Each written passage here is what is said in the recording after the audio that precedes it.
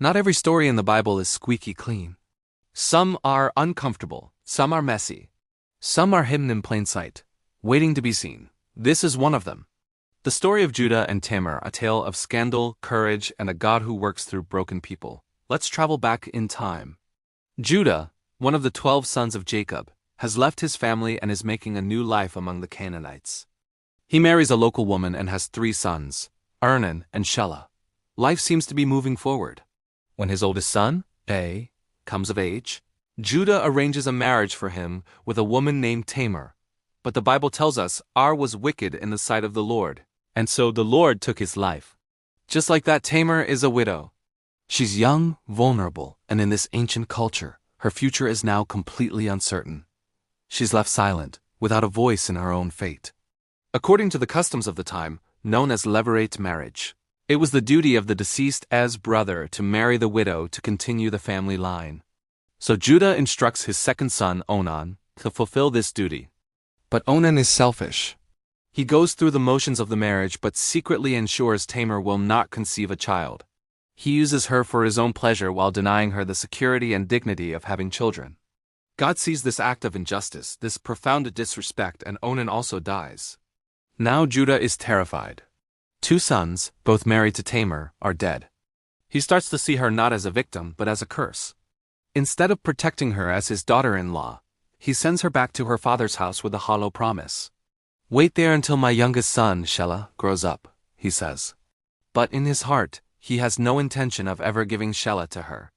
He is protecting his last son at Tamar's expense, leaving her in a state of perpetual widowhood with no hope for a future. Years go by.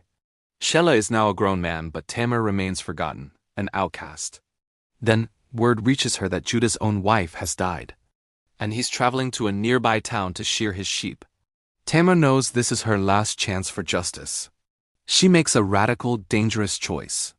She takes off her widow's clothes, veils her face like a prostitute, and positions herself along the road she knows Judah will travel. As she predicted, Judah sees her.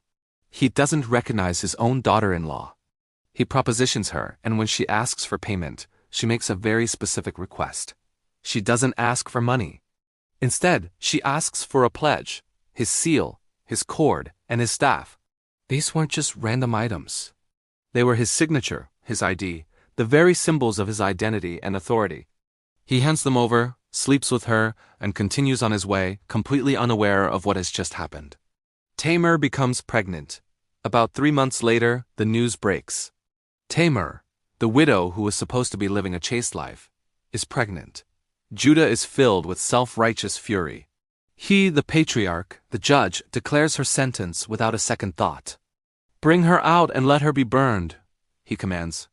The hypocrisy is staggering. He's condemning her for a sin he himself committed, but Tamar is not a silent victim anymore. She doesn't plead or cry. Instead, she sends a quiet, powerful message to Judah. She sends the items he left with her, the seal, the cord, and the staff, with these words: "I am pregnant by the man who owns these." When the items are presented to Judah, the truth hits him like a physical blow. The evidence is undeniable. The symbols of his own identity are now the instruments of his exposure. In that moment, everything changes. All his pride and anger crumble, and he utters one of the most powerful lines in the story: "She is more righteous than I am." He finally acknowledges his own failure, his broken promise, and her desperate, justified actions. The story doesn't end there. Tamar gives birth to twin boys, Perez and Zerah, and this is where the story connects to the grander narrative of the Bible. Through the line of Perez, generations later, King David would be born. And many generations after David, Jesus Christ would enter the world. A woman who is shamed, silenced, and nearly executed for seeking justice becomes a key figure in the lineage of the Messiah. This is not a story about perfect people. It's a raw and honest look at human failure and divine redemption. It's a story of accountability, of incredible courage, and of justice that was delayed but ultimately not denied. God doesn't erase our broken stories. He weaves them into his incredible plan. It reminds us that sometimes the very people society is quick to judge and condemn are the ones heaven chooses to honor and defend. Thanks for watching. If this story moved you, don't forget to like, subscribe, and hit the bell so you don't miss our next video.